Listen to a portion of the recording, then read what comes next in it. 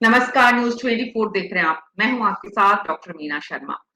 राजस्थान की राजनीति में लंबे समय से बहुप्रतीक्षित जो वेतन विसंगति का मामला था कर्मचारियों को लेकर, उस पर भी कल आखिरकार गहलोत कैबिनेट ने मोहर लगा दी। इसके साथ कई और भी अहम फैसले हुए जिसका इंतजार था। आज गारंटी दी है राजस्थान के मुख्यमंत्री अशोक गहलोत ने कि अगर कांग्रेस की सरकार वापस आती है तो मेट्रो का सेकंड फेज का काम पूरा होगा। पिछले 5 साल में मेट्रो में क्या हुआ, इस पर बात नहीं करते हैं।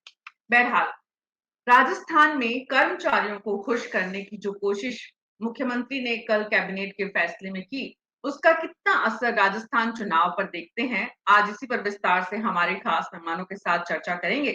हमारे साथ राजीव तिवारी जी वरिष्ठ पत्रकार हैं, जगदीश शर्मा जी वरिष्ठ पत्रकार हैं, श्याम झा बीजेपी से हमारे साथ प्रवक्ता हैं और संतोष विजय अखिल राजस्थान राज्य कर्मचारी संयुक्त महासंघ एकीकृत के प्रदेश अध्यक्ष हैं, सुरेश चौधरी कांग्रेस के प्रवक्ता हैं।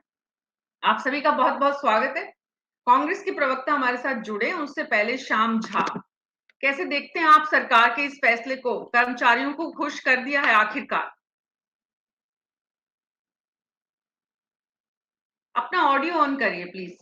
एक पुराना गाना है मीना शर्मा जी बॉलीवुड का, बहुत देर कर दी सनम आते आते। ये घोषणाएं और आज ये जो गारंटी कार्ड बांटने पड़े, जब उन्होंने राहत शिविर लगाया था तो लिखित में कार्ड बांटने पड़े, गारंटी कार्ड। इसका मतलब उनकी बात पे ना जनता को विश्वास है, ना कर्मचारियों को विश्वास है, ना बेरोजगारों को विश्वास है, ना युवाओं को विश्वास है। इसलिए उन्हें लिखित में गारंटी बांटनी पड़ी। तो जहां तक मेरा सोचना है, जिस प्रकार से पिछले 4.5 पौने 5 साल जो निकले हैं अभी, उस और ये 5 साल पूरे करने वाली है गहलोत सरकार, उसमें जिस प्रकार से कांग्रेस के ही मंत्री विधायक मुखर होते रहे, तो जब वो अपने मंत्री विधायकों को संतुष्ट नहीं कर पाए, उनको उनमें विश्वास नहीं पैदा कर पाए, अपने नेताओं में विश्वास पैदा नहीं कर पाए, तो जनता और कर्मचारी में क्या विश्वास पैदा कर पाएंगे? और कर्मचारी वर्ग जो है पढ़ा लिखा शिक्षित और जागरूक वर्ग है। सबको पता है कि सरकार की माली हालत कैसी है और ये चीजें कैसे पूरी की जा सकती है। जिस प्रकार की वो घोषणाएं कर रहे हैं और जो वो गारंटी देने की कोशिश कर रहे हैं, सबको पता है विद्युत विभाग 9,000 करोड़ के घाटे में है और आप बिजली फ्री करने की बात करते हैं, कहाँ से होगा? तो रोड में कुछ नहीं है, ना आपके पास कोई प्रकार की आपने कोई कार्रवाई की, ना उसका कोई रोड मैप तैयार किया, और केवल घोषणाएं, खाली घोषणाएं। जैसे पिछले चुनाव में उन्होंने किसानों के कर्ज माफी की घोषणा तो कर दी, लेकिन आज तक वो कर्ज माफी नहीं हो पाई। जिस प्रकार से बेरोजगारी भत्ता देने की बात तो कर दी, आज तक बेरोजगार इंतजार कर रहे हैं बेरोजगारी भत्ता का। उसी प्रकार से ये घोषणाओं का जो सिलसिला है वो आज तक थम नहीं पा रहा। और जो खाली घोषणाएं, केवल आप बोलते चलो क्या चाहिए, हर चीज की घोषणाएं कराते चलो, लेकिन वास्तव में धरातल की जो स्थितियां हैं, धरातल की स्थितियां बहुत खराब है। हर क्षेत्र में, चाहे तो वो बेरोजगारी का हो, लॉ एंड ऑर्डर का हो, हर चीज में स्थितियां खराब है। श्याम झा जी, आपने तो गाना सुनाया ना, जो बहुत देर से आए सनम, उसमें कांग्रेस के प्रवक्ता अगर बैठे होते तो वो ठुमके भी लगा सकते थे कि आपने लोकसभा में और संसद में महिला आरक्षण बिल इतना देर से क्यों आया। बहरहाल, अभी मुद्दा ये नहीं है। मुद्दा ये है कि गहलोत सरकार, क्योंकि एक बार मुख्यमंत्री अशोक गहलोत जो है वो कर्मचारियों से जो उनकी नाराजगी है उसको मोल ले चुके हैं और एक बार उनको शिकस्त दी है राजस्थान के कर्मचारियों ने। तो इस बार जो कर्मचारियों को खुश करने की कोशिश मुख्यमंत्री अशोक गहलोत की तरफ से की गई है, वैसे तो उन्होंने इस बार दिल खोल कर सभी को खुश किया है। आज उसी जो खुशी बांटने के क्रम में आज हाईकोर्ट से एक नोटिस भी मुख्यमंत्री को मिला है। लेकिन जगदीश शर्मा जी, ये जो कर्मचारियों वाले मामले में जो मुख्यमंत्री ने आखिरकार जो फैसला लिया है, इसका क्या असर विधानसभा चुनाव पर आप देखते हैं? मीना जी, ऐसा है, आपने खुद ही जिक्र कर दिया कि वो पहले एक दफे चोट खा बैठे हैं और उनको एक चुनाव पूरा का पूरा हरा दिया है। पहली बार ये अशोक गहलोत जब सीएम बने थे, तो उसके बाद दूसरी टर्म उनकी खत्म हो गई, वसुंधरा जी आ गई थी। खैर, वो तो एक अलग होता है, लेकिन कर्मचारियों ने उनको कैसे निपटाया, और उसके बाद के 8 जो बाई इलेक्शन थे, सब में कांग्रेस को जो है मात खानी पड़ी। इसलिए खानी पड़ी कि कर्मचारियों ने तय कर लिया था कि अशोक जी गहलोत को बिल्कुल हम सपोर्ट नहीं करेंगे किसी भी सूरत में। और वो बहुत ही ऑर्गेनाइज तरीके पे हुआ, सारे कर्मचारी एकजुट थे इस एक मुद्दे पे। तो ये इसलिए था कि आपको याद होगा 62 डेज की एक हड़ताल हुई थी कर्मचारियों की, 62 दिन तक चली थी, और उसमें 62 दिन चलने के बावजूद कर्मचारियों को ही जैसे तैसे आश्वस्त कर और हड़ताल तोड़नी पड़ी। लेकिन वो जो कुछ भी फैसले हुए थे, जो कि अब तक लटक रहे हैं, देखिए 18 और 27 के उस पर जो इनको प्रमोशन देने की बात की है गवर्नमेंट ने, अब ये कब से चल रही है बात, बहुत सारी जगह पर दिए भी गए हैं, लेकिन ये निर्णय पूरा तरीके से हुआ नहीं, इसलिए ये कर्मचारी नाराज हुए और नाराज होकर उन्होंने एकबद्ध होकर ये तय किया कि अशोक जी को वोट नहीं करना है, कांग्रेस को वोट नहीं करना। तो ऐसी सूरत में कर्मचारियों का अगर दोबारा ये काम आपने किया है, गहलोत सरकार ने अगर कल फैसला ले लिया है, तो ये बीजेपी के हमारे प्रवक्ता जो गाना गा रहे थे, वो गाना बिल्कुल ठीक ही गा रहे थे कि बहुत देर कर दी। अब पता नहीं कर्मचारी अब तक इनको सपोर्ट करेंगे कि नहीं, क्योंकि थोड़ी सी प्रॉब्लम ये है कि कर्मचारियों की बहुत सारी डिमांड जो है ना बैकलॉग में चल रही है, और वो डिमांड गवर्नमेंट पूरी नहीं कर पा रही थी। बहुत सारे लेवल पर कर्मचारी उनसे कॉन्टेक्ट किए हुए थे और सरकार में रोजाना चीफ सेक्रेटरी से मिल रहे हैं, कभी किसी मिनिस्टर ऑफ जीएडी से मिल रहे हैं, डिपार्टमेंट के बहुत सारे सेक्रेटरी से मिलते हैं, कभी फाइनेंस सेक्रेटरी से मिलते हैं। तो ये इस तरीके से जो लिंगर ऑन करने का तरीका है सरकार का, वो लिंगर ऑन ही इनमें नाराजगी पैदा करता है। अगर लिंगर ऑन नहीं करें, जब इनको लगता है कि ये हमको देना ही चाहिए इतना सपोर्ट, तो वो दे देना चाहिए टाइम से जी। इसलिए टाइम से मिलेगा तो उसका प्रभाव भी होगा। एक तो गाना वो है जो श्याम झा जी ने गाया है, और दूसरी फ्रेज कहावत ये है, देर आए दुरुस्त आए। अब संतोष विजय हमारे साथ जुड़े हैं, उनसे जानेंगे कि जो देर आए दुरुस्त आए काम करेगा या फिर अपना ऑडियो ऑफ कर लीजिए। जी मैडम। जी, तो मैं आपके पास आऊँ इससे पहले आप अपना स्पीकर बंद कर लीजिए और ऑडियो कम कर लीजिए की आवाज बंद करिए। राजीव तिवारी जी, फॉर्मूला कौन सा काम करेगा, गाना किसका काम आएगा, श्याम झा जी का आएगा या फिर सरकार की ये दलील की आखिरकार हमने किया तो सही? देखिए इसमें 30-70 या 40-60 का रेशो रहेगा, क्योंकि बहुत सारे कर्मचारी ऐसे होते हैं जो घोषणा से ही राजी हो जाते हैं, और लेकिन अधिसंख्य वो होते हैं जो इसका लाभ मिलने के बाद ही उनको संतुष्टि मिलती है और वो उस पर कुछ अपना मानस बनाते हैं कि किस सरकार ने हमारे साथ अच्छा किया।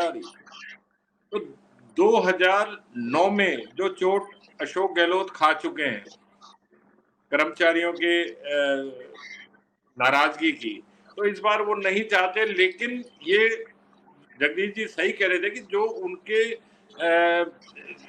लाभ मिलने चाहिए, उनको सर्विस के जो लाभ हैं वो मिलने चाहिए, पदोन्नति लाभ मिलने चाहिए, वो समय से अगर मिल जाए तो अभी तक देखिए क्या बल्ले बल्ले हो जाती है। लेकिन सरकार के पास फंड्स की कमी रहती है। अब अगर वो जनता में बहुत सारी चीजें फ्री बांट देते हैं पहले ही, तो वो कर्मचारियों के लिए फंड्स कहाँ से लाएंगे? तो उनके जो फंड्स की प्रॉब्लम है उसकी वजह से ये जाते मतलब जब चुनाव का मौका आता है उस समय पे सारी घोषणाएं होती हैं, और ये लोग सोचते हैं, राजनेताओं का मानना है, जैसा मैंने कहा 40% पर फिर भी असर पड़ जाएगा कि हाँ चलो गहलोत जी ने घोषणा तो करी। तो हो सकता है ये 40% भी काफी काम कर जाए, क्योंकि महिलाओं को इन्होंने खुश कर दिया, गरीब आदमी को खुश कर दिया, और दूसरे व्यापारी वर्ग को खुश कर दिया, छात्रों के लिए। लेकिन जब अभी तक परीक्षाओं की जो पेपर लीक वाला जो है वो मुद्दा इनको भारी इससे ज्यादा पड़ सकता है। युवाओं की नाराजगी जो है वो कर्मचारियों से इस बार ज्यादा भारी पड़ सकती है। लेकिन अगर देखिए बीजेपी भी कुछ कर नहीं रही है, कम नहीं है, युवाओं की संख्या भी कम नहीं है। युवाओं की संख्या इस समय सबसे ज्यादा वोटर हमारे यहाँ युवा ही हैं, और उनकी नाराजगी कर्मचारियों से ज्यादा कर्मचारियों से करना चाहते हैं। हाँ, और दूसरी चीज ये है कि बीजेपी भी अभी से ओवर कॉन्फिडेंस में ना आए, क्योंकि आप खुद देख लीजिए अपने गिरेबान में झांक कर कि आपकी परिवर्तन यात्राओं की स्थिति क्या है। विधायक शिकायत कर रहे हैं, पूर्व विधायक शिकायत कर रहे हैं, हमको तवज्जो नहीं मिल रही, जो मुख्यमंत्री रह चुकी हैं वो शिकायत कर रही हैं। तो तमाम जो गुट बने हुए हैं, अगर ये गुट नहीं समय रहते एक साथ हुए, न संभले, तो देखिए गहलोत जी इस बार रिपीट का जो उनका नारा है वो उसको पूरा कर सकते हैं। ये तभी, लेकिन बीजेपी के लिए तभी संभव है जब अपने जितने भी मतभेद और मनभेद नेताओं के हैं उनको सुलझाना पड़ेगा। खाली मोदी जी की सूरत पर इस बार मुझे नहीं लगता कि बीजेपी सत्ता में आ पाएगी। इसके लिए इनको मोदी जी तो अब अपनी सूरत से कहीं ज्यादा महिलाओं की सूरत पे आना चाह रहे हैं। वो अलग बात है वही बहुत देर कर दी सनम आते आते, जो इन्होंने गाना गाया था वो उनको उधर भी सटीक बैठ रहा है, क्योंकि जो विधेयक आया है वो उसको आप देखिए कि महिलाओं का कोई बहुत ज्यादा सपोर्ट, महिलाओं को अभी तो समझ में ही नहीं आ रहा वो विधेयक क्या है, कैसे आएगा। और फिर ये बात है, वही वाली बात है ना कि कब 9 मन तेल होगा और कब राधा नाचेगी। 2029 तक तो खुद नहीं कह दिया, तो अभी 10 साल तो उसी में ही पड़े हैं, मतलब लगभग 7-8 साल है। तो 7-8 साल के बाद भी क्या जरूरी है कि अभी फिर हो जाएगी जनसंख्या, फिर वो कभी आ जाएगा कि साहब जातिगत जनसंख्या जनगणना होनी चाहिए, उसके बाद फिर परिसीमन होगा। तो कई सारे अभी कानूनी पचड़े हैं इसके अंदर। तो अभी ऐसा नहीं है, अगर इनको करना था, कोई लाभ देना था तो अभी तत्काल लागू कर देते भाई, जब जनगणना होगी, परिसीमन होगा, जब देखा जाएगा। अभी तो 33% एक बार देके चुनाव कराओ, तब इसका लाभ बीजेपी सरकार को, केंद्र सरकार को मिलता। अभी कोई ये जो कह रहे हैं कि बहुत महिलाओं को आगे कर देंगे, प्रधानमंत्री की यात्रा का सारा प्रबंधन महिलाएं संभालेंगी, तो सिर्फ लोगों को बहकाने वाली बात है, इसका कोई बहुत असर नहीं होगा। प्रधानमंत्री नरेंद्र मोदी ने देश की संसद में कहा, मैं निमित्त बना इसका। यहाँ पर जो उनका मैं है वो छूट नहीं पाया। इतने बड़े बिल में विदेश की महिलाओं ये मैं ही नुकसानदायक साबित होगा जी, क्योंकि इतने बड़े दिन पर जब देश की नई संसद में आप आ रहे हैं, महिला बिल लेकर आ रहे हैं, पूरी कैबिनेट और आपकी सरकार का ये फैसला है, उसमें जो मैं जिस तरह से उन्होंने इस्तेमाल किया वो बताता है कि वो कैसे काम, उनकी जो कार्यशैली, हालांकि इसमें कोई किसी को दो राय नहीं होना चाहिए कि भले ही 29 में दिया लेकिन फैसला लेने का साहस तो दिखाया। इस देश में जो सोच है पुरुषवादी, जो महिलाओं को आगे देखने की जो है वो मंशा रखती ही नहीं है। आप देखिए ना, सेंट्रल हॉल में जो प्रोग्राम हुआ, उस प्रोग्राम में भी जो मंच बना उस पर कोई महिला नहीं थी। कितने पुरुष बैठे हुए थे, जगदीप धनखड़, उपराष्ट्रपति, लोकसभा अध्यक्ष ओम बिरला, राष्ट्रपति मुर्मू को फिर भी नहीं बुलाया गया। मैं वही बोल रही हूँ, और कोई महिला कैबिनेट से भी किसी महिला को काबिल नहीं समझा। वहां पर पीयूष गोयल बैठे हुए हैं, वहां पर प्रहलाद जोशी बैठे हुए हैं, लेकिन वहां कोई महिला नहीं थी। इससे समझ में आता है कि आपका मस्तिष्क, आपका मन, आपका दिमाग, आपकी मंशा जो है वो तो शामिल करने की है ही नहीं। लेकिन फिर भी राजनीतिक मजबूरी के लिए ही सही, आपको चुनाव जीतना है इसके लिए ही सही, आपको संदेश देना है, भले ही इस हेतु ही आपने महिला आरक्षण के नाम पर, नारी शक्ति संवर्धन के नाम पर आपने कम से कम महिलाओं की उपस्थिति सुनिश्चित करने का एक कदम तो रखा। 29 में ही होगा मान लेते हैं एक बार की। लेकिन ये भी इनको करना चाहिए था, अपने 5 साल 7 साल का कार्यकाल हो गया इनका, आप बीच में क्यों नहीं ले आए?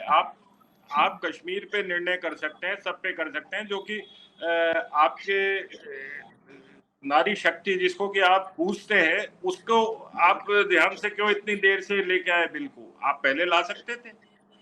अगर आपको प्रतिनिधित्व देने की इच्छा होती तो आप पहले लेके आ सकते थे। तो जमीन नीचे से खिसकती नजर आ रही है, इस तरह का फीडबैक है। तो बेचारी महिलाओं को ही खुश किया जाए, महिलाओं के ही सहारे बार बार उन्हें राजनीति में हथियार बनाना हर चुनाव में। और आज क्यों, रामायण और महाभारत के काल से महिलाएं हथियार ही तो बनती रही हैं। अलग अलग काल परिस्थिति में अलग अलग मौके अवसर पर, लेकिन हथियार हमेशा बनाया गया। बहरहाल वापस मुद्दे पर आते हैं। मुद्दा ये है कि कर्मचारियों को खुश करने के लिए राजस्थान के मुख्यमंत्री अशोक गहलोत ने जो फैसला लिया है, उसका इस चुनाव में उनको कितना फायदा हो पाएगा। कांग्रेस रिपीट का जो उनका मिशन है, उसमें कितने मददगार इस बार कर्मचारी उनके साथ होंगे। संतोष विजय हमारे साथ जुड़े हुए हैं, कर्मचारी नेता हैं, आप प्रदेश अध्यक्ष हैं राज्य कर्मचारी। जी मैडम, कर्मचारियों के लिए जो फैसले लिए गए हैं माननीय मुख्यमंत्री जी द्वारा, निश्चित रूप से ये मील का पत्थर तो है, लेकिन कुछ घोषणाएं ऐसी हैं जो अभी भी बाकी हैं। जैसे संविदा कर्मियों के नियमितीकरण का मामला है, 9/18/27 उन्होंने जब दिया है, जब कर्मचारी 8/16/24/32 की मांग कर रहे हैं, तब उन्होंने 9/18/27 को रिलीज किया है। 9/18/27 से फायदा ज्यादा कर्मचारी को इसलिए नहीं होने वाला क्योंकि 3 प्रमोशन की गारंटी ले ली है गवर्नमेंट ने पहले से। 3 प्रमोशन देने ही देने, चाहे वो कोई सा भी कैडर हो, अधिकांश कैडरों में 3 प्रमोशन मिल रहे हैं। तो जब 3 प्रमोशन मिल रहे हैं तो 3 प्रमोशन पद का वेतन मिलना एक नया आदेश जरूर हो सकता है, लेकिन कर्मचारियों को उत्साहित करने वाला आदेश नहीं है, क्योंकि कर्मचारी की डिमांड 8/16/24/32 की थी, मतलब 4 सिलेक्शन ग्रेड लेना चाहता है वो। ये 3 तो पुराने दिए हुए थे, बीच में 10 साल के लिए बंद कर दिया, अब दोबारा चालू किया गया। ये ऐसा फैसला है। 2005 तक था ये, 2005 में भारतीय जनता पार्टी की सरकार के दौरान बंद हो गया था सिक्स पे कमीशन जब लागू हुआ, और अब इसको पुनः लागू किया गया है। लेकिन अभी भी 2-3 मांग ऐसी हैं जिनको करने से काफी बड़ा फर्क पड़ेगा और कर्मचारी और भी ज्यादा खुश हो। अभी कर्मचारी काफी कुछ है, इसमें कोई संशय नहीं है कि बहुत सी चीजें मुख्यमंत्री जी ने बिना मांगे दी है। चाहे उसमें ओल्ड पेंशन स्कीम ले लीजिए, संविदा कर्मियों के नियमितीकरण का ले लीजिए, वर्क चार्ज की 3 पदोन्नति ले लीजिए, लेकिन अभी भी वो धरातल पे आना शेष है कई मांगों का। ठीक है, लागू कर दी, घोषणा कर दी, लागू हो गई, आदेश हो गए, लेकिन धरातल पे जो उनका लाभ मिलना चाहिए कर्मचारियों को, वो भी मिलना शुरू नहीं हुआ। इसलिए थोड़ा सा कर्मचारी आशंकित भी है कि मान लीजिए कल को राजनीतिक विचारधारा बदल जाती है तो इन सुविधाओं का क्या होगा। इसलिए कर्मचारी पूरी तरह से ये चाहता है कि भाई जो भी कानून बने, जो भी कैबिनेट की मोहर लगे और अधिसूचना जारी हो जाए, जिससे कि कोई अगर विपरीत राजनीतिक विचारधारा की गवर्नमेंट भी आती है तो उसको बंद नहीं कर पाए। जी, तो ग्लास मुख्यमंत्री, आप अपना ऑडियो प्लीज संतोष जी। हाँ, थैंक यू। तो एक तरफ ग्लास आधा ग्लास आधा भरा हुआ दिखता है, आधा खाली देख रहे हैं आप। सुरेश चौधरी जी, ये खाली जो आधा ग्लास है, ये आपकी मुश्किलें बढ़ा सकता है। संतोष विजय खुद यहाँ बैठकर बोल रहे हैं। मीना जी, गिलास आधा और खाली तो आप बता रहे हैं। संतोष जी को मैंने सुना, संतोष जी सुनो बात तो सुनो बात सुनो। संतोष जी ने कितनी जोरदार बात कही कि संतोष जी ने बताया भी कि बीजेपी आके बंद करता है, कांग्रेस देने का काम करती। संतोष जी की इस बात से मैं सहमत हूं कि कुछ देने में कहीं लेट हो गए, लेकिन मनसा ठीक है, नियत ठीक है हमारी, हम कर्मचारी के सहयोग में खड़े हैं, इस बात में हम ठीक है। ओपीएस स्कीम हो चाहे संविदा कर्मियों का, फिर भी इनका 3 ग्रेड का हो, चौथी भी मिले। मैं कह रहा हूं कर्मचारी, जिस सरकार का कर्मचारी, क्योंकि काम करने वाला व्यक्ति अगर खुश नहीं है तो जनता खुश हो नहीं सकती। इसलिए माननीय मुख्यमंत्री जी का सोच है कि इस राजस्थान के कर्मचारी खुश हो, खुशहाल हो, स्वस्थ हो, इस पे उनका जीवन भी आगे का सुरक्षित हो। इसके लिए तो ओपीएस स्कीम लागू की उन्होंने। आज जो जीवन का महत्वपूर्ण समय अगर राजस्थान को कर्मचारी देता है, भारत सरकार को देता है, राजस्थान को देता है, भारत को देता है, और उसका भविष्य अगर सुरक्षित नहीं है तो गलत है। इसको अपने को तुलना नहीं करनी चाहिए। आज विदेशों में जीवन के आपका 18 से 25 साल का, 25 से 45 साल का, 45 से 60 साल के जीवन का ये अलग अलग मूल्य है। तो इसलिए कर्मचारियों का हित हमने सोचा, हमारी सरकार सोचे। हम वोट के लिए ज्यादा करते भी नहीं है। हमने दवाई फ्री की इंसान की, हमने पशु की भी दवाई फ्री की, पशु का तो वोट है ही नहीं। तो हम उस मोर्चे नहीं, हमने दिल से सोचा है कांग्रेस से, हम शब्द में गलत बोलता हूं, हम में सब आते हैं, कांग्रेस को राज दिया जनता ने, तो इसलिए राजस्थान की जनता ये सोचती है कि राजस्थान का कर्मचारी खुश होगा, वो खुशहाल होगा, तो राजस्थान भी खुशहाल होगा। ये तो जवाब हुआ इस बात का। अब आपने वो महिला आरक्षण के बारे में मैं सुन रहा था, महिला आरक्षण का विधेयक लाए, अच्छा किया, लेकिन राजीव गांधी को नहीं भूलना चाहिए। पंचायत राज में उस समय उन्होंने प्लान करके आरक्षण लागू किया, और राजस्थान में तो वैसे नहीं भूलना चाहिए कि हमने आरक्षण महिलाओं का पंचायत राज में 50% कर दिया। मैं ये कहता हूं कि प्रधानमंत्री जी ये कह रहे थे मैंने ये कर दिया, तो वो तो थे ही 9 साल से है ही ना, तो 9 साल से अपनी पार्टी में तो वो करते थे, संगठन में 33% पद बांटते थे, राष्ट्रीय अध्यक्ष बना देते, अपने विधायकों को टिकट वो बांट सकते थे ना। उनका तो विजन था, उनका तो सोच था, उनकी तो प्लान थी, मान ले 2 मिनट के लिए हमने। उसके बाद में सोच था सुरेश चौधरी जी, आपकी तो पार्टी के राहुल गांधी राजस्थान में 2018 में आकर बोल के गए थे, न सिर्फ राजस्थान के लिए बल्कि मध्य प्रदेश और छत्तीसगढ़ के लिए भी, बाकी राज्यों तेलंगाना तक, कि हम 33% महिलाओं को देंगे टिकट, नहीं दे पाए। वाजिब आपकी बात, आप वाजिब बात उठा रहे हैं, नहीं दे पाए, गलती है हमारी, देना चाहिए। हम महिला आरक्षण के बिल के लिए भी बिल लाए, पास नहीं होने दिया, तब ये विरोध में थे। अभी भी इनकी नीयत ठीक नहीं है। राहुल गांधी जी कल बिल्कुल ठीक बोले हैं कि ओबी जो भी आरक्षण का सिस्टम है, वो सिस्टम इस एमएलए और एमपी में भी करो, नहीं तो वो लोग जिन महिलाओं को आज मीना जी, आप और एक गांव की लड़की आएगी, क्या बराबर है क्या? नहीं है। आज शहर के अंदर रहने वाली महिला और एक रूरल एरिया में रहने वाली महिला, एक विधायक एक रूरल एरिया की, एक विधायक सी स्कीम का, वो दोनों महिला बराबर नहीं हो सकती। इसलिए जो आरक्षण ओबीसी के लिए हो, चाहे एससी के लिए हो, चाहे एसटी के लिए हो, जो भी आरक्षण सिस्टम है वो अपने को इस पर लागू करना चाहिए, उसको क्लियर करना चाहिए। फिर आपने बहुत महत्वपूर्ण बात, जब प्रधानमंत्री जी की नीयत ठीक है, उनकी नीति ठीक है, उनका महिलाओं के लिए सोच ठीक है, तो अभी राजीव जी ठीक बोल रहे थे कि भाई इसको इसी विधानसभा सत्र में, इसी लोकसभा सत्र में लागू क्यों नहीं किया? इसमें क्या जनगणना की जरूरत है? भाई सीट की जनगणना की जरूरत का है? अपने को पता ही है कि ये तो आधे महिला आधे पुरुष, तो युवा है तो भी महिला, लड़कियां भी युवा है, लड़के भी युवा है, तो इसमें जनगणना की जरूरत क्या है? ये बात कहना कि मैं आज दे रहा हूं खाना 29 को, अरे भाई 29 को क्या रहेगा, कौन सत्ता में रहेगा, कौन सी पार्टी रूलिंग में रहेगी? आज आप अपनी नीति चालू करो, तो आज से तो चालू करो। मैं कह रहा हूं अशोक गहलोत जी ने देने का काम किया, वो लेट हो गया, उसी के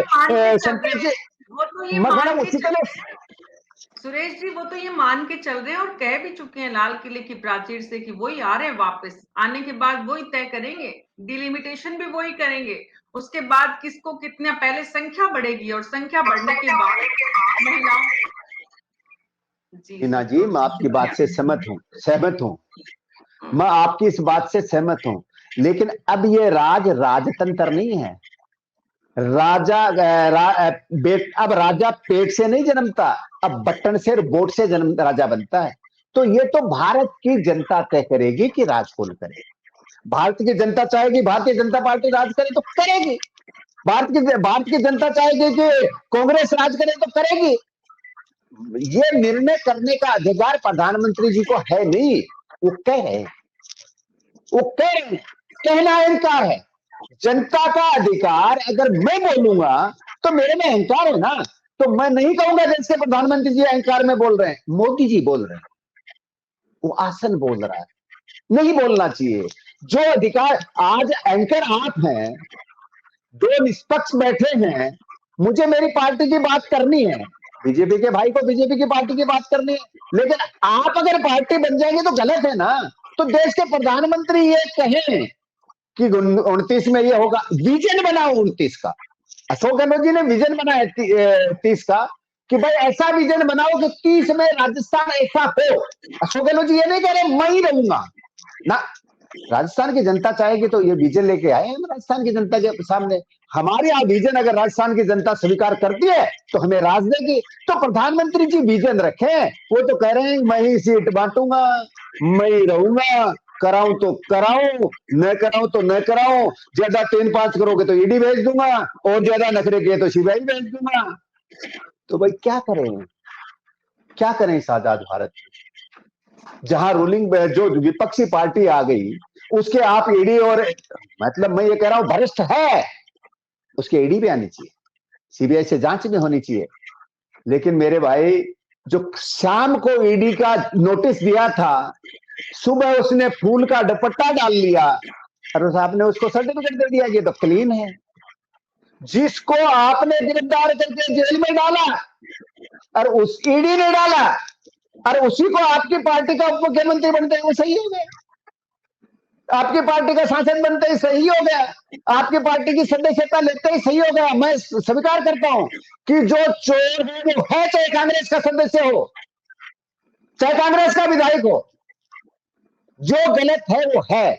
वो कांग्रेस वाली लॉन्ड्री में आने के बाद में उसको वो सबक से नहीं हो गया, भ्रष्ट है तो है। लेकिन ये जो परंपरा चल रही है इस देश में, जो 9 साल से सिस्टम चल रहा है इस देश में, क्या ईडी पहले नहीं थी, क्या सीबीआई पहले नहीं थी, क्या देश के प्रशासन और ईडी का पहले इस्तेमाल नहीं हुआ, तोता पहले नहीं कहा गया, आपके राज में नहीं कहा गया, इसलिए आरोप लगाएं आप, लेकिन मैं ये देखो रखते हुए आप जब ये कहते हैं कि कांग्रेस पार्टी ने जब राज्यसभा में बिल रखा तो विरोध बीजेपी ने किया, बीजेपी विरोध ना भी करती, आपके साथ भी खड़ी होती, तब भी लालू प्रसाद यादव और मुलायम सिंह ने तो आपसे समर्थन वापसी की धमकी दे दी थी।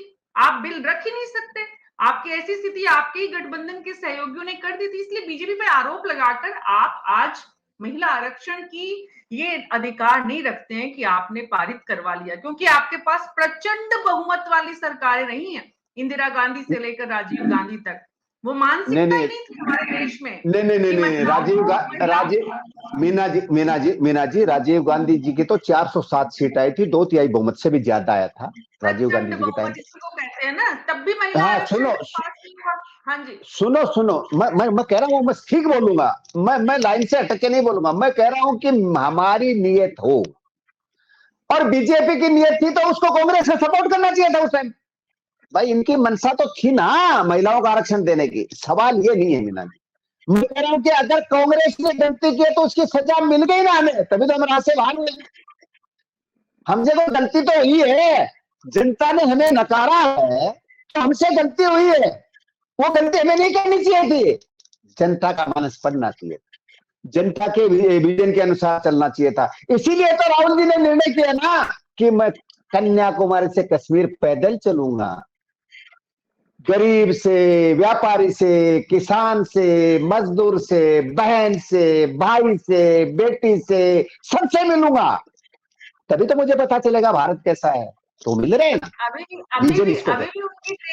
अभी भी उनकी ट्रेनिंग और उनके सलाहकारों की स्थिति थोड़ी और ठीक कर दीजिए, अगर आप चाहते हैं कांग्रेस की स्थिति अच्छी हो। बहरहाल मैं आगे बढ़ूंगी। सुरेश चौधरी जी, राजीव तिवारी जी, ये जो बीजेपी और कांग्रेस जब भी किसी भी कार्यक्रम में देश के किसी भी टीवी चैनल पर बहस में बैठते हैं तो एक दूसरे के बारे में ज्यादा जानकारी होती है अपने से ज्यादा। हालांकि सुरेश चौधरी जी के बारे में कहना पड़ेगा कि वो अपनी पार्टी का भी निष्पक्ष कोशिश करते हैं कि वो जो विश्लेषण है उसमें थोड़ी तार्किक और सत्यता बनी रहे। लेकिन मुद्दा ये है कि अब जो कर्मचारियों ने, यहाँ पर संतोष जी ने जिस तरह से कहा कि अभी भी कर्मचारी आशंकित है, इस आशंका का क्या मतलब है? जो आपने 60 और 30 और 60 और 40 का जो रेशियो दिया था वही आशंका? बिल्कुल वही है, क्योंकि आप देखिए ना, वो संतोष जी खुद भी मान रहे थे कि धरातल पर ये घोषणाएं जो पूर्व में की गई वो अभी तक नहीं आई। तो और ये ओल्ड पेंशन स्कीम जो थी ओपीएस, इसमें भी लोगों को शुरुआत में बड़ी खुशी हुई, सब कुछ हुआ, लेकिन अब जब केंद्र से पैसा नहीं आ रहा तो फिर वो वहां मामला अटक गया। तो ये कांग्रेस गवर्नमेंट, मैंने पहले भी कहा कि फंड्स की कमी है। इन्होंने सारा पैसा तो आपने लोक लुभावन घोषणाओं में उड़ा दिया। भैया मिलके जाएंगे। तो अब जो कर्मचारियों को और उन जो वाकई उसके हकदार है, जिनको मिलना चाहिए था, जिनका की पदोन्नतियां सालों से ड्यू है, जिनके अब देखिए वो खुद ही कह रहे थे कि अब तो उनको 4 प्रमोशन की दरकार है, 8, 16, 24, 32। तो 9, 18, 27 वाला तो वो अब अगर आप लागू कर रहे हैं तो उससे आधे से ज्यादा तो वैसे ही संतुष्ट नहीं होंगे। तो आशंका इसी बात की कर्मचारियों के मन में है कि जो भी घोषणाएं हो रही हैं, क्या उसका वास्तविक लाभ हमें मिलेगा कि नहीं मिलेगा, ये सुनिश्चित कौन करेगा। क्योंकि भाजपा सरकार खुदा ना खास्ता आ गई तो वो पहले भी इनके बहुत सारे सुविधाएं या परिलाभ थे उनको बंद कर दिया था। और कांग्रेस सरकार अगर आती है तो वो देगी कहां से।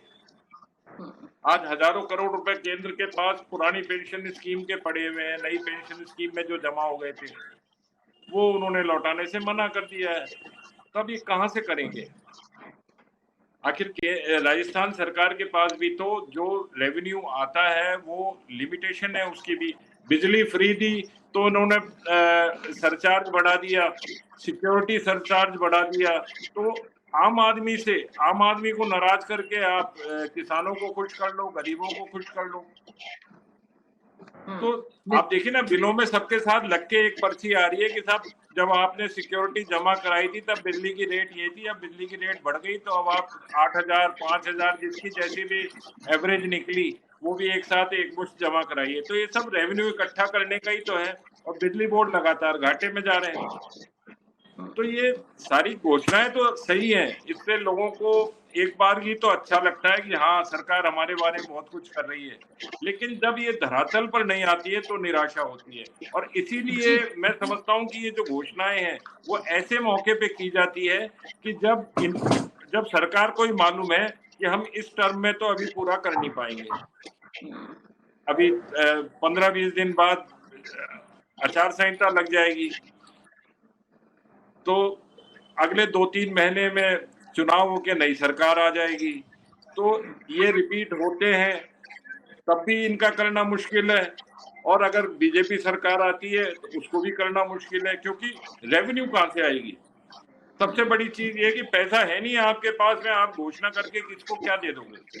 जी, तो ऐसे में आम आदमी के, कर्मचारियों के, व्यापारियों के और सबके मन में जो आशंकाएं हैं वो इसी बात को लेकर है कि घोषणाएं हो रही हैं, उसका लाभ हमको कब, कैसे और कितना मिलेगा। तो इन आशंकाओं को दूर श्याम झा कैसे करेंगे आप, क्योंकि बीजेपी के प्रति भी यही आशंकाएं हैं। आपने महिला आरक्षण का तुरुप का पत्ता निकाला है, लेकिन उसका फायदा तो महिलाओं को हो नहीं रहा है, तो फिर आपको उसका फायदा महिलाएं और देश की जनता क्यों दे। मीना शर्मा जी, मैं 2-3 जो बातें अभी चल रही थी मैं सुन रहा था, और मैं चाहूंगा कि मैं उन सारी बातों का जवाब दूं। आपने जो बोला उसका भी, चौधरी साहब जो बोल रहे थे उसका भी जवाब देना चाहूंगा। पहली बात, महिला आरक्षण का बिल, जब मनमोहन सरकार के समय महिला आरक्षण का बिल पेश हुआ, मनसा स्पष्ट है कि उनके साथ में जो सरकार में थे उन्होंने विरोध किया, भाजपा विपक्ष में होते हुए समर्थन में थी, जो कि चौधरी साहब गलत बोलने की कोशिश कर रहे थे कि भाजपा ने विरोध किया। आप झूठ बोल करके भ्रम फैलाने की कोशिश ना करें चौधरी साहब। भाजपा समर्थन में थी, आपके साथ जो सत्ता में थे, जो सत्ता भोग रहे थे, उन्होंने विरोध किया और आपने डर की वजह से वो बिल नहीं आने दिया। क्यों? क्योंकि आपको सरकार बचाना था और केवल आप दिखाना चाहते थे कि हम ये बिल लाना चाह रहे हैं, महिलाओं के लिए करना चाह रहे हैं। हम बिल लाए, बिल पेश हुआ और बिल पास हुआ। ये हमारी मंशा स्पष्ट दर्शाता है कि हम लाना चाह रहे हैं और करना चाह रहे हैं। ये केवल और केवल दिखाना चाह रहे थे, भ्रम फैलाना चाह रहे थे, और अपने ही लोगों से उसका विरोध करवा के उसको रुकवाने की जो कवायद थी, वो एक जो ढकोसला था वो सामने आया। दूसरी बात ये कह रहे थे हमने जानवरों तक की दवाइयां फ्री की। करोड़ों रुपए, अरबों रुपए आपने गौ सेज के नाम पर लिए, लंपी वायरस के नाम टाइम पे सरकार नदारत थी। आप वो पूरा का पूरा जो गौ सेवा के नाम पे, गौ सेज के नाम पे जो पैसा लिया, उस समय सरकार नदारत और जो समाज सेवी संगठन और एनजीओ वगैरह थे वो सारे गायों को संभाल रहे थे। और आप बातें करते कि हमने जानवरों की दवाइयाँ फ्री की। अरे भैया, खा गए आप लोग जानवरों की दवाइयाँ। आप इधर का पैसा उधर, उधर का पैसा उधर। अभी भी पेंशनर्स की 3 महीने से पेंशन नहीं दे पा रहे हैं आप। क्यों? क्योंकि उनका पैसा उधर काम में ले लिया, उनका उधर काम में ले लिया। आपका रोड मैप नहीं है, आपका पूरी तैयारी नहीं है और आप केवल घोषणाएं करते फिर रहे हैं। सरकार के पास फंड की क्या व्यवस्था है, आपका वो पूरा नहीं है कि कहाँ से क्या पैसा होगा। जैसा कि भाई साहब ने कहा कि सरकार की जो आय है वो सीमित है, लेकिन आप जो घोषणा करते चले जा रहे हैं उसका क्या पैमाना है। कुछ आपका रोड मैप तैयार हो तो समझ आए। केवल घोषणाएं करने से नहीं होगा। और राजस्थान की जनता शिक्षित है, जानती है कि वास्तव में अभी 9,000 करोड़ का बिजली विभाग के पास घाटा है और आप बिजली फ्री करने की बात करते हैं तो कहाँ से आएगा पैसा? क्या रोड मैप है आपका? बोलने के लिए आप बड़ी बड़ी बातें कर रहे हैं। आप गहलोत सरकार, अरे भैया, जिससे परिवार संतुष्ट नहीं है वो मोहल्ले के लिए बात कर रहा है कि मोहल्ला संतुष्ट है। आपका परिवार जो कांग्रेस परिवार है, आपके जो सरकार के जो मंत्री विधायक है, वो तो ये कहते हैं कि भैया हम जनता के बीच में क्या मुंह लेकर के जाएंगे, क्या जवाब देंगे जनता को। वो तो डर रहे हैं। आपके खुद के विधायक बोलते आ रहे थे कि एक फॉर्च्यूनर में आ जाएंगे हमारे पार्टी के जो जीते हुए विधायक हैं। और आप बड़ी बड़ी बातें कर रहे हैं। बातें करने से नहीं होगा। बातें आपने खूब कर ली पिछले चुनाव की घोषणा पत्र से, आज तक केवल बातें ही करते आ रहे हैं चौधरी साहब। अब बातों से काम नहीं चल रहा। जनता जान चुकी है। और जिस प्रकार से आप महिलाओं के लिए बात कर रहे थे, महिलाओं की राजस्थान में क्या स्थिति है, शर्म आनी चाहिए कांग्रेस सरकार को कि आप इस तरह से बात करते हैं महिलाओं के लिए। और राजस्थान में आज महिलाओं की क्या स्थिति है उस पर भी बोलते 2 मिनट, तो मुझे अच्छा लगता कि वास्तव में आप महिलाओं के लिए चिंता करते हैं। आप बातें कर सकते हैं, केवल घोषणाएं कर सकते हैं, वो भी झूठी। आज तक जो चुनाव घोषणा पत्र के तो आपसे वादे पूरे नहीं हो पाए और आज नए वादे करते जा रहे हैं। आप सब जनता, चाहे कर्मचारी, चाहे युवा, चाहे बेरोजगार, चाहे महिलाएं, सबको पता है कि आप केवल और केवल झूठ बोल रहे हैं और झूठ का पुलिंदा तैयार करते जा रहे हैं। इसीलिए कर्मचारियों में भी विश्वास नहीं है कि ये करेंगे कहाँ से, क्योंकि कर्मचारी जानते हैं, कर्मचारियों को सब कुछ पता है, अकाउंट में सब कुछ। संतोष विजय हमारे साथ थे वापस। हाँ, संतोष जी नजर आ रहे हैं। संतोष विजय, श्याम झा जी का कहना है कि कांग्रेस और उनकी सरकार झूठ बोल रही है। कांग्रेस और उनकी सरकार झूठ बोल रही है। जो सरकारी कर्मचारी ऐसा वर्ग होता है जिसके लिए अगर सरकार कोई घोषणा करती है तो क्योंकि वो शासन व्यवस्था में होते हैं, छोटे से लेके बड़े तक कर्मचारी, वो अपनी मांगों पे कार्रवाई लेते हैं, उसको झूठी घोषणा या छोटी घोषणा नहीं बनने देते। इसका कारण ये भी है कि क्योंकि बोली व्यवस्था में है और उन्हीं के लिए घोषणा की जाती है तो निश्चित रूप से इम्प्लीमेंट।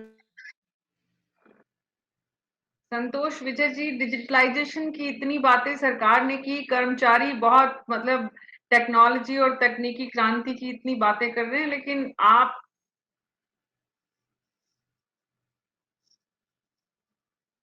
एक बार वापस जुड़ने की कोशिश करिए संतोष जी। एक बार डिस्कनेक्ट करके वापस कनेक्ट करिए। तब तक मैं जगदीश शर्मा जी के पास जाती हूँ। जगदीश जी, उससे पहले श्याम झा जी, एक और सवाल, क्योंकि संतोष विजय आ गए थे तो मुझे लगा उनको इंतजार कराना ठीक नहीं होगा। अगर आपको लगता है कि कांग्रेस की सरकार इस समय सारी ही बातें झूठी कर रही है, अपने घोषणा पत्र की पालना भी नहीं कर रही है, कुछ वो अनाउंस कर रही है वो इम्प्लीमेंट भी नहीं कर रही है, अगर आपको ऐसा लगता है तो आप कर्मचारियों को क्या खुश करने के लिए, क्या उनके लिए रोड मैप लेकर आ रहे हैं आपके घोषणा पत्र में, ताकि संतोष विजय अपने कर्मचारियों को, क्योंकि वो उनका प्रतिनिधित्व करते हैं, और जो जनता सुन रही है आपको, वो तय करे कि भाई राजस्थान सरकार का जो फैसला है उससे अच्छा रोड मैप बीजेपी के पास है। देखिए, सबसे पहले तो हमें ये देखना होगा कि सरकार की स्थिति क्या है, सरकार की आय क्या है। केवल आप बोल दें सरकार घाटे में जा रही है, सरकार के ऊपर कितना कर्ज है, सरकार की कानून व्यवस्था की क्या स्थिति है, सरकार तो आप ये कह सकते हैं, आप ये कहने का साहस रखते हैं, आप ये कहने का साहस रखते हैं कि सरकार घाटे में जा रही है इसलिए हम कर्मचारियों को कोई भी जो बेनिफिट्स वो मांग रहे हैं अभी देने का अभी स्थिति नहीं है। देखिए मीना जी, मैं ऐसा नहीं कह रहा कि अभी मैं किसी भी स्थिति में नहीं हूँ ये बोलने के लिए कि सरकार किस हद तक घाटे में है। आज मुझे ये बताइए, बिजली की जो दरें हैं, इन्वेस्टर्स नहीं आ रहे हैं। आपने इतने सबमिट करा लिए, इन्वेस्टर्स क्यों नहीं आ रहे?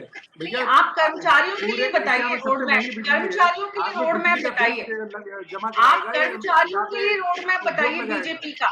आज हम सिर्फ इसी विषय पे, जो इस प्रदेश के कर्मचारी और जनता जो आपको सुन रही है, वो ये समझे कि बीजेपी अगर सरकार में आती है तो हमारे लिए क्या करेगी।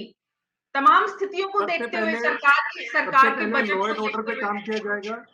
बाकी रही बात कर्मचारियों की, हमारी जो चुनाव घोषणा पत्र आएगा उसमें कर्मचारियों के लिए भी कितना अच्छा से अच्छा हो सकता है उस पर भी काम किया जाएगा।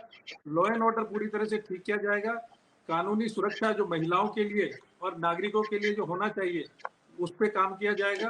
बाकी प्रदेश में और उद्योग लगे, इन्वेस्टमेंट आए ताकि रोजगार के अवसर पैदा किए जा सके, उस पर काम किया जाएगा। नहीं, तो वेतन बिजली की दरें, विसंगतियों को लेकर मौजूदा सरकार ने जो काम किया है उससे कर्मचारी संघ खुश नहीं है, क्योंकि यहाँ पर 3 बेनिफिट्स मिल रहे हैं, वो 4 चाहते हैं अपनी पूरी सर्विस में। जो उन्होंने रेशियो बताया है अभी 9, 18, 27, वो 8 और कुछ कम बोल रहे हैं। आप दे पाएंगे? देखिए मैं इस चीज के लिए कहने के लिए अधिकृत नहीं हूँ कि ये क्या हो पाएगा, क्योंकि मेरा जो कद है उस स्तर का नहीं है। बाकी जो भाजपा के जो कोर कमेटी के जो लोग हैं वो तय करेंगे और वो घोषणा पत्र में आ जाएगा कि वो कर्मचारियों के लिए क्या अच्छे से अच्छा कर सकते तो हैं। तब तक, जब तक आपका घोषणा पत्र बनेगा, तब तक तो कांग्रेस के पास बेनिफिट है, बेनिफिट ऑफ डाउट भी है कि भाई हम जो कर रहे हैं उसको हम बताएं जनता के बीच, क्योंकि अभी तो लेकिन जनता कांग्रेस जो कर इंतजार रही करेगी है, कि आपके कांग्रेस घोषणा पत्र में जहाँ क्या कुछ किया जाएगा। विश्वास खत्म हो चुका है जनता और कर्मचारियों में, तो जगदीश कांग्रेस कुछ शर्मा भी जी, कह ले। विश्वास खत्म हो जहाँ चुका है या नहीं परिवार हो चुका है, वो तो परिवार में जनता ही तय परिवार करेगी। संतुष्ट नहीं है, वो तो आप जनता मोहल्ले तय के करेगी। संतुष्ट होने की बात कर रहे हैं, या परिवार में ही संतुष्टि नहीं है, आपके मंत्री विधायक संतुष्ट नहीं है आपसे, आप जनता को कहाँ से संतुष्ट कर पाएंगे, कर्मचारियों को कहाँ से संतुष्ट कर पाएंगे? आप पे विश्वास आपके पार्टी के लोगों का, आपके पदाधिकारियों का पूर्व नहीं है, मुख्यमंत्री, आपके पार्टी के आपके मंत्री विधायकों का विश्वास नहीं है आप पे, आपके पूर्व तो सभापति विधानसभा के कोई कर्मचारियों खुश का नहीं कहाँ है। से विश्वास आएगा, जनता का लंबी कहाँ से विश्वास लंबी आएगा? फहरिस्त है आपके यहाँ भी, इसलिए आप वही बात बोले जिसका जवाब भी हम दे सकें। अभी हम बैठे हुए इस बात पर चर्चा करने के लिए कि जितना भी कर्मचारी संघ है राजस्थान का, उसका इस चुनाव में किस दिशा में रुझान होगा, वो किसकी तरफ जाएगा और क्यों जाएगा। कांग्रेस पार्टी अभी कम से मीना कम जी, मैं प्लस इसमें में एक चीज और है। कहना चाहूंगा। जिस प्रकार से जी, कर्मचारी अभी भी कह रहे हैं कि हमें डाउट है, इसका मतलब विश्वास खो चुकी है ये सरकार। अगर लेकिन विश्वास डाउट होता तो के बोलते बाद भी नहीं, वो ये उन्होंने भी तो बोल घोषणा रहे हैं कि की बहुत कुछ और किया तय भी है है कि मुख्यमंत्री लागू ने। होगा। डाउट के बाद भी उन्होंने ये भी तो कहा है कि वो बहुत कुछ किया भी है, मुख्यमंत्री ने, नहीं, शुक्रगुजार भी है, वो 40-60 का जो रेशो शुक्रिया भी है, अदा कुछ कर लोग रहे तो लागू होने तक का वेट कर रहे हैं। जिस प्रकार से आपकी डिबेट में भी आया है कि 40-60 का रेशो है, यानी 60% जब लागू होगा तब, क्योंकि उनको डाउट है कि ये केवल बोलने वाले ढोल हैं, बजने वाले ढोल हैं, ये लागू नहीं कर पाएंगे। सरकार की सारी चीजें, कर्मचारियों को एक एक चीज का पता होता है, अकाउंट से लेकर के हर स्थिति का सरकार का, उन्हें पता है कहाँ कितनी से पूरा बड़ी कर पाएंगे। विडंबना है, कितनी बड़ी विडंबना है जगदीश शर्मा जी, कि जब बीजेपी के प्रवक्ता के पास जाएं तो वो कहते हैं कांग्रेस जो कुछ कर रही है वो सिर्फ बोलने के लिए है, और दूसरी तरफ जाएं तो वो भी यही आरोप लगाएं, और उनके पास बताने को उनका बिल है और उनका बिल है, अपने बिल पे स्थिति साफ करने की तस्वीर किसी के पास भी नहीं है। बहरहाल मुद्दा ये है जगदीश शर्मा जी, कि इस समय कर्मचारी जहां खड़ा हुआ है, उसे आज जो कुछ मिला है मुख्यमंत्री अशोक गहलोत की कैबिनेट के फैसले से, उसको आने वाले चुनाव के बाद वो जो मिल चुका है उसमें भरोसा करके संतुष्टि के साथ वो वोट देने जाएगा, कि और ज्यादा लेने की इच्छा के साथ वोट देने जाएगा, और उसी से उसके वोट का रिफ्लेक्शन भी होगा कि वो किसको दे रहा है, किसकी सरकार लाने में मदद करेगा। अभी कर्मचारी नेता जो है बैठे हुए थे अपने संयुक्त कर्मचारी महासंघ के अध्यक्ष श्याम जी, तो लेकिन वो ये नहीं बता पाए कि ये जो 9, 18, 23 साल का जो पैकेज दिया है, तीन पदोन्नति एक सर्विस में, और कर्मचारी चाहते थे 4, उसमें बहुत ज्यादा फर्क नहीं है, लेकिन एक संतुष्टि होती है आदमी को काम करने की। तनख्वाह उसी लेवल की मिलेगी उसको लगभग, क्योंकि जब वो थर्ड ग्रेड में आएगा तब तक सैलरी उसकी इंक्रीमेंट लगकर वहां तक पहुंच जाती है, तो उसमें कोई आर्थिक लाभ नहीं होता है, बहुत ज्यादा लाभ होता है उसको अपने भरोसे का, लाभ होता है ये कि मैं आप देखो सीनियर आदमी हो गया हूँ, अब मैं ऑफिस असिस्टेंट हो गया हूँ, अब मैं सीनियर एग्जीक्यूटिव हो गया हूँ, जो भी इनके कैडर जिस कैडर में भी है, तो वो हो जाता है। अब ये कौन कर्मचारी किसके साथ संतुष्ट रहेगा, ये देखने की बात है। तो अशोक जी के साथ तो वो एक दफे दूध से जल चुके हैं, अब इसलिए छाछ को भी फूंक देकर पीते हैं वो, क्योंकि एक दफे जल चुके हैं वो, उनको पता है। और ये अगर ढंग से नहीं हैंडल किया गया केस को, तो अपन बात कर चुके हैं पहले इस बार कर्मचारी क्या करता है कि वो फिर गांव में वोटिंग ऐसे डलवाता है कि जो वोटिंग मशीन है उस पर जाकर बुजुर्ग आदमी को बताते हैं कि ये बटन दबाओ, देखो वोट पड़ जाएगा, तो वो बटन अपनी मर्जी का डलवाता है। तो ये जो थ्रेट है, थ्रेट भी देख चुके हैं अशोक जी। अशोक जी धमकी से निपट चुके हैं एक बार, और इसलिए अब उनको लगता है कि कर्मचारियों को पहले ही संतुष्ट कर लेना चाहिए, वरना प्रॉब्लम बड़ी होती है। ऐसी कई प्रॉब्लम अशोक जी के सामने पहले आ चुकी है, जातिगत प्रभाव की वजह से आ चुकी है, कर्मचारियों की वजह से आ चुकी है, और बाकी जो जितनी बड़ी समस्याएं हैं, आप देखिए रोजाना वो नए नए फैसले कर रहे हैं। आज उन्होंने फेज 1 पार्ट सी का शिलान्यास किया है मेट्रो का। अब मेट्रो कब बनेगी, कैसे बनती है मेट्रो, ऐसा है कि एक दिन में बन जाए, लेकिन शिलान्यास कर दिया। जब अगली गवर्नमेंट आएगी, चाहे उनकी आए चाहे अपोजिशन की आए, जिसकी भी आए, तो वो निपटेगी। पर उसका जो बजट है 885 करोड़ रुपए का बजट उन्होंने बताया कि इतना पैसा लगेगा। तो ये सवाल जो है ना वो खुद कह रहे हैं, राजीव जी ने भी कहा, बीजेपी के प्रवक्ता भी कह रहे हैं कि आपकी अंटी में अगर पैसा कम है, जितना पैसा है उसी के हिसाब से तो खर्च करेंगे, थोड़ा एक्स्ट्रा पैसा हमको इस साल वापस दोबारा से मिला है, क्योंकि हमारी जो रिफाइनरी है उसमें तेल जो परिष्कृत होता है या 2-3 जगह पर और जो तेल निकल रहा है, वो तेल निकलना बंद हो गया था बीच में। कई साल से रिफाइनरी या जो तेल के कुएं उनसे तेल नहीं मिला, क्योंकि 3-4 हजार करोड़ रुपए साल के सरकार को मिल रहे थे, और इसलिए पैसा खूब लुटाया जा रहा था।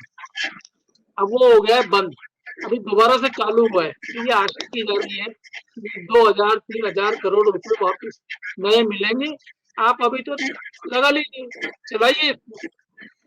तो रोजाना किसी भी दिन आप अखबार में, मुझे मालूम नहीं आपके टेलीविजन चैनल के ऊपर विज्ञापन आता है कि नहीं, राजस्थान सरकार का रोजाना कम से कम भी 1.5 से 2 करोड़ रुपए का विज्ञापन चलता है। सारे अखबारों को जो है विज्ञापन जाता है। आज 1.5 पेज का एड छपा हुआ है। 1.5 पेज का मतलब ये है कि करीब करीब 3 लाख से 4 लाख। तो ये जो खर्चे हैं, ये खर्चे ऐसे हैं जो पहले नहीं थे। आज आप चुनाव के कंपटीशन में आ गए, आपको नए नए खर्चे करने पड़ रहे हैं, नए नए उद्घाटन करने पड़ रहे हैं, शिलान्यास करना पड़ रहा है, मालूम नहीं क्या क्या करना पड़ रहा है। ये खर्चे कहाँ से बेयर करें? ये खर्चे जब तक आपकी इनकम की रेवेन्यू, जैसे कि अभी गौशालाओं की बात यहाँ बीच में आ गई थी, गौशालाओं के लिए इतने दिनों से सौख ले रहे हैं, पेट्रोल के साथ भी ले रहे हैं 1 रुपये लीटर, हजारों लाखों लीटर महीने का पेट्रोल कंज्यूम होता है राजस्थान में कंज्यूमर में। तो आपके पास करोड़ों रुपए पड़ा हुआ है, लेकिन आप उसका उपयोग नहीं करना जानते, उपयोग नहीं हो रहा है ढंग से। उपयोग क्या हो रहा है? विज्ञापन बना दीजिए, आप पब्लिसिटी के लिए कुछ कर दीजिए, किसी तरीके से अगली चुनाव में वोट हमारा पक्का हो, इसके लिए वो इस समय आप जो भी सुझाव देंगे वो करने के लिए तैयार है। ये तो उनका अपोजिशन पार्टी है उनकी, वो ठीक से उनको घेर नहीं पा रही है, वो अपनी दुविधा में, अपनी दुविधा उनकी अपनी दुविधाएं हैं।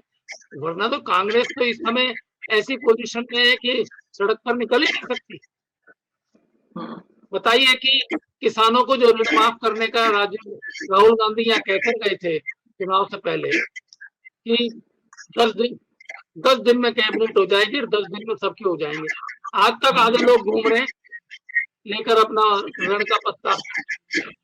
बेरोजगारों को ये कहा गया था कि बेरोजगारी भत्ता दिया जाएगा, आज तक इसको मिला हो तो मुझे बता दो। अब तो लास्ट टाइम आ गया इस सेशन का पूरा 5 साल पूरे होने वाले हैं कुछ महीने में। बेरोजगारी भत्ता कब देंगे? जब आप निकल जाएंगे तब। तो ये ऐसे आंसर जिनके नहीं है सरकार के पास, इतनी बड़ी बड़ी दुविधाएं हैं, दुविधाओं को जो है समझने की जरूरत है। और ये एक जिम्मेदार सरकार का काम है को इस तरह की दुविधाएं खड़ी नहीं करें। ये जिम्मेदार सरकार का काम होता है।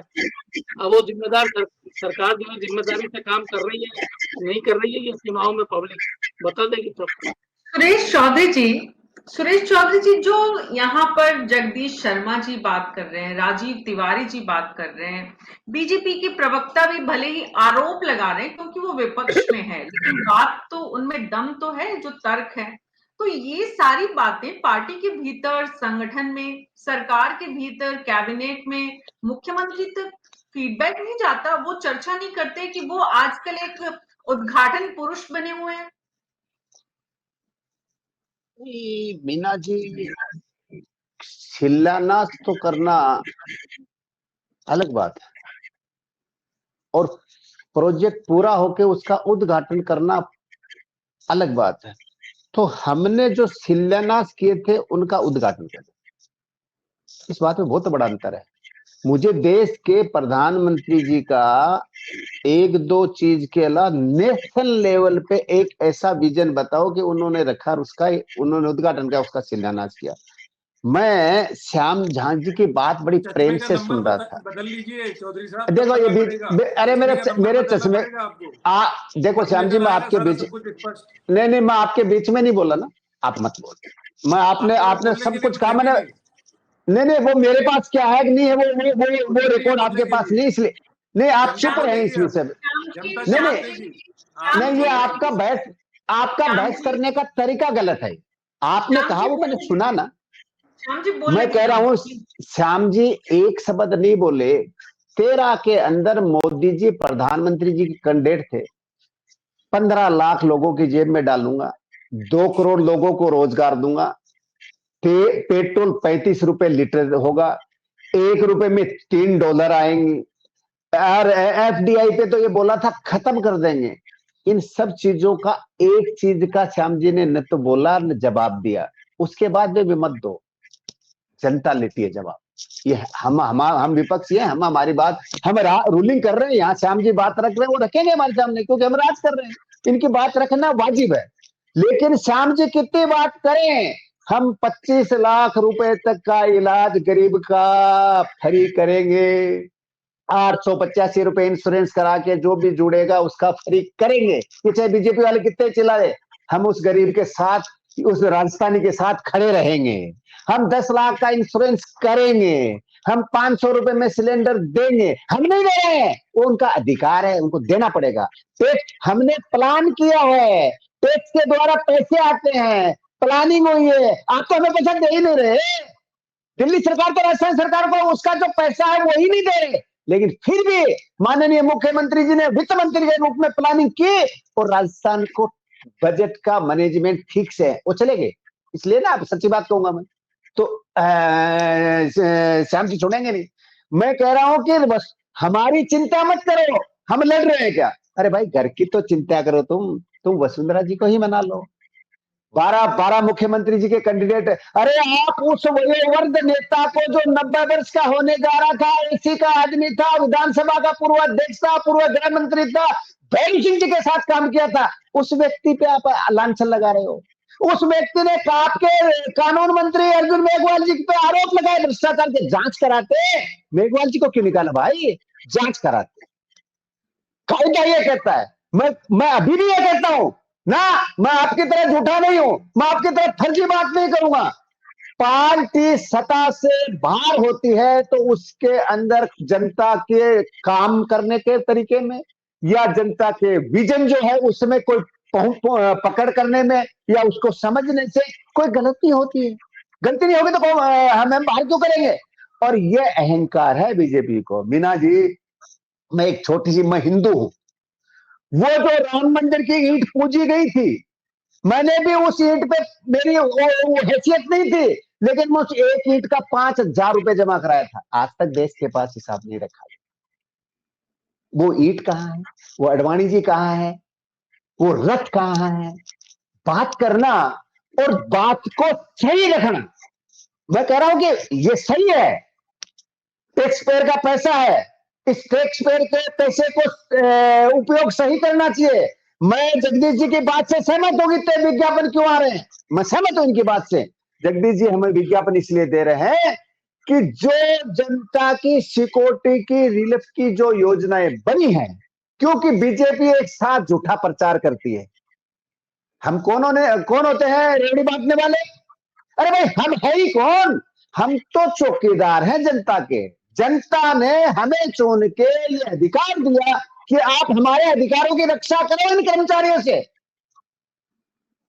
जनप्रतिनिधि तो जनता का प्रतिनिधि है, तो हमसे जनता के जनप्रतिनिधि के नाते जो सोशल सिक्योरिटी की योजनाएं हैं हम नहीं रोकेंगे। हम जो जनता से वादे किए हैं वो पूरा करेंगे। आपने कहा कि किसान का कर्जा माफ नहीं किया, जगदीश जी आपने कहा किसान का कर्जा तुरंत कर दिया जो हमारे अंडर में आता था। आप मेरे से तीनों बैठे हैं, वो विद्वान हैं, आपको बताया नेशनल बैंक का कर्जा माफ करने का हमें अधिकार नहीं होता।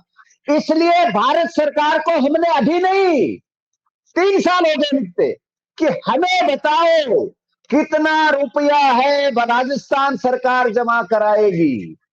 तो ये बात जायज नहीं है, वो तो रिकॉर्ड है। तो मुख्यमंत्री जी झूठ बोलेंगे तो उससे चलने वाला नहीं है। आज जो योजनाएं बनी है, आज राजस्थान तरक्की कर रहा है।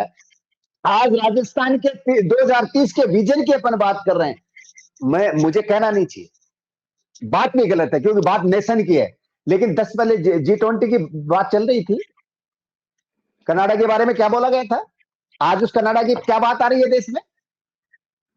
तो आप कहते थे हो, लेकिन अपना विजन होना चाहिए कि अपन रशिया से तुलना करें, अपन चाइना से तुलना करें, अपन जापान से तुलना करें, अपन फ्रांस से तुलना करें। अपन तुलना करते हैं कैसे? नेपाल से, पाकिस्तान से, अपन अफगानिस्तान से। कहां ले जाओगे भाई इस देश को? तो ये बातें करने से नहीं। फिर भी माननीय प्रधानमंत्री जी हैं, देश के प्रधानमंत्री जी हैं, मैं तो इस चैनल के माध्यम से कहीं बात उनके कानों तक चले, मीना जी भेज दें, तो मैं तो ये कहूंगा कि देश और देश का व्यक्ति बड़ा होता है। देश से व्यक्ति कभी न बड़ा हुआ था न कभी होगा। इसलिए मैं शब्द तो उस जमाने में रावण की नहीं चली थी। ये बात आपके मुख्यमंत्री को भी पहुंचाते हैं क्या आप हमारे चैनल के बिना माध्यम से भी? नहीं, बिल्कुल पहुंचाते हैं। और हमारे मुख्यमंत्री जी ने, अपने मुख्यमंत्री जी में अहंकार तो नहीं है। मीना जी आप भी जानते हैं इस बात। पूरे राजस्थान के होर्डिंग्स, वो राजनीति अशोक गहलोत जी, मीना, पूरे राजस्थान में टंगे हुए होर्डिंग्स बताते हैं, अशोक स्तंभ को भी ढूंढना पड़ता है वहां पर। मैं कह रहा हूं मीना जी, अशोक गहलोत राजनीतिक चातुर्य रखते हैं, इसमें कोई संदेह नहीं है, लेकिन अशोक गहलोत अहंकारी नहीं। आज भी अशोक गहलोत जी ऐसे व्यक्ति हैं कि उनसे आदमी मिल सकता है। एक चीफ मिनिस्टर से आदमी गांव में ढाणी में बैठा हुआ ये प्लान करके मिल सकता है, ये बड़ी बात है। मैं ये नहीं कह रहा हूं, मैंने पहले भी कहा कि ये विज्ञापन जो हो रहा है, हमें इस बीजेपी के विज्ञापनों के कारण से, बीजेपी की झूठ बोलने की नीति से, बीजेपी के झूठे प्रचार की वजह से विज्ञापन कर रहे हैं। अशोक गहलोत जी तो इन खर्चों से, जो आदमी 32 रुपए मीटर की दौसा की खादी पहनता हो, क्या बात है, उसका रहन सहन कैसा है, वो अपनी गाड़ी से बच्चे को नहीं भेजता हो, उस मुख्यमंत्री क्या बात कर रहे हैं? मेरा देखा हुआ अशोक गहलोत जी की बेटी की शादी, मीना जी एक मिनट सुने, मीना जी एक मिनट सुने, अशोक गहलोत जी की बेटी की। सुरेश जी अपनी जानकारी दुरुस्त कर लीजिए, बच्चे की स्कूल में जाकर चेक करिए, 4-4 लोग बच्चे को स्कूल लेकर जाते हैं सरकारी, माफ कीजिएगा। बहरहाल आज चर्चा का विषय ये नहीं है। बहुत बहुत शुक्रिया आप सबका इस चर्चा में शामिल होने के लिए। बात यह है कि कर्मचारियों को खुश करने के लिए राजस्थान सरकार ने जो प्रयास किए हैं, राजस्थान सरकार के मुख्यमंत्री अशोक गहलोत ने जो राहत दी है कैबिनेट में, भले ही सरकार के चुनाव में जाने से महज कुछ दिन पहले, देखना होगा आशंकित कर्मचारी इसे चुनाव में किस तरह से रिफ्लेक्ट करता है। आप सबका बहुत बहुत शुक्रिया चर्चा में शामिल होने के लिए। कल शाम 6 बजे फिर मुलाकात होगी आप सबके साथ। राजस्थान के मुद्दे, राजस्थान के लोगों की आवाज, राजस्थान के लोगों के हित से जुड़े हुए जो भी विषय हैं उन सबको हम आपके साथ साझा करते हैं। आप अपने सुझाव, हमारे पैनलिस्ट से अपने सवाल हमारे YouTube और Facebook चैनल पर पूछ सकते हैं। नमस्कार।